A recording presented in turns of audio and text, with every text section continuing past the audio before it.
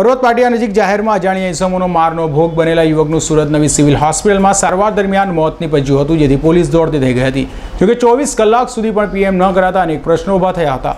સુરત નવી સિવિલ હોસ્પિટલના એક તબીબે જણાવ્યું હતું કે MLS ચોપડામાં દર્દીને 30મીએ સવારે 10 વાગે 108ના દર્દી અનિલ સુખદેવ તાયડેને 108માં સિવિલ લાવ્યા બાદ તેને મેડિકલ ઓફિસરે જણાવ્યું હતું કે 3 જણાએ ગળદાપાટો અને પટ્ટા વડે તેને માર માર્યો હતો।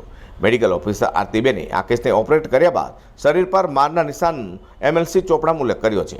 હાથ, છાતી, પીઠ પર ઈજાના ગંભીર નિશાન મર્યાદા સર્જરીમાં રિફર કર્યા બાદ દાખલ કરાયો હતો। સારવાર દરમિયાન મોતને ભેટેલા અનિલ તાયડેના દાખલ કેસ પેપરમાં પણ માર મરાયો હોવાનું ડૉક્ટર કહ્યું હતું, જેમાં પણ સારવાર કરનારા ડૉક્ટર ઈજાના નિશાન બતાવ્યા છે। એટલું જ નહીં પરંતુ સર્જરી વિભાગે અનિલના મૃત્યુના કારણે માથા અને છાતીના ભાગની ઈજા હોવાનું બતાવ્યું છે। જોકે આજે ફોરેન્સિક પોસ્ટમોર્ટમ બાદ મૃત્યુનું સાચું કારણ બહાર આવી શકે છે। પૂણા પોલીસે આ કેસમાં આગળની કાર્યવાહી હાથ ધરી રહી છે। અઝર કુર્સી સાથે પ્રકાશવાળા, G10 ન્યૂઝ।